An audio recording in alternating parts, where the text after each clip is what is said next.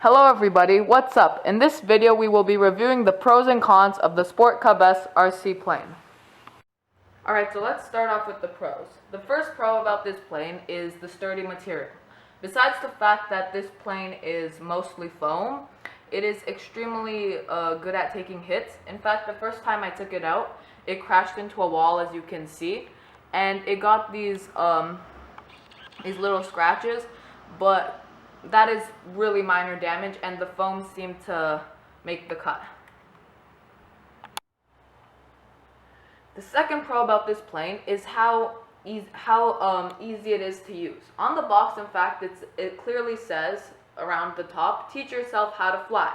And so this also comes from the fact that the plane and the controller itself come with 3 different flight modes, and those are, as you can see over here, beginner, intermediate, and advanced.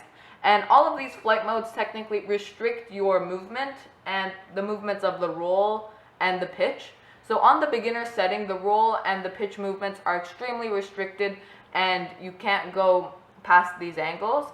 Then on to the intermediate setting, the roll and pitch movements become a bit more lenient, so you're allowed to go at higher angles. And finally, at the advanced settings, there are no restrictions and you can do all sorts of cool aerial tricks.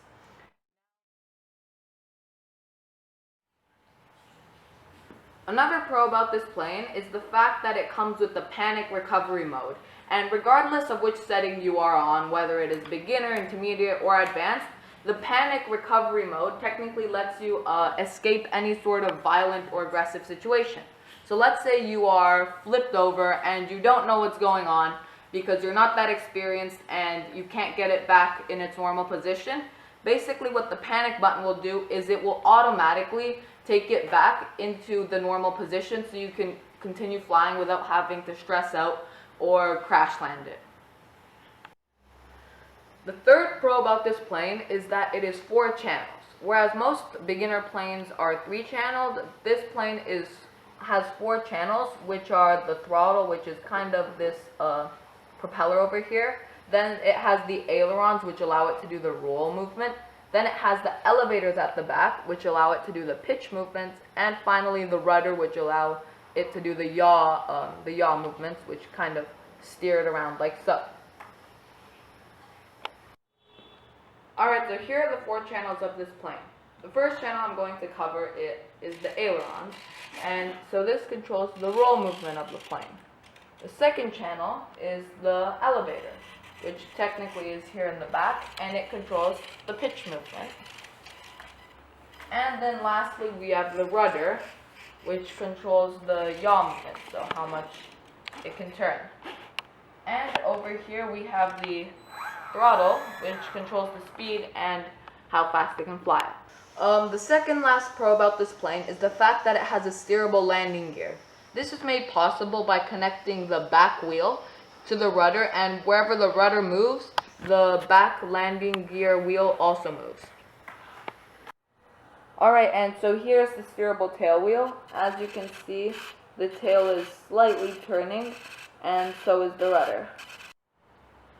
The last pro about this plane is the battery. The battery itself can charge in under 45 minutes, and the charger is USB compatible, so it can practically fit into any computer nowadays. Alright, so now let's move on to the cons. The first con about this plane is the fact that it is extremely light, and this proves a problem when there is wind, as it can be tossed around extremely easily and it can bring you out of control. The final con about this plane is the battery life. Regardless of the battery's capabilities to charge in extremely fast times, the battery can't really last long once it's in the air, and the plane can only fly up to 6 or 7 minutes. And so, these are the pros and cons to the Sport Cub S RC plane. Thank you for watching, and I hope you enjoyed.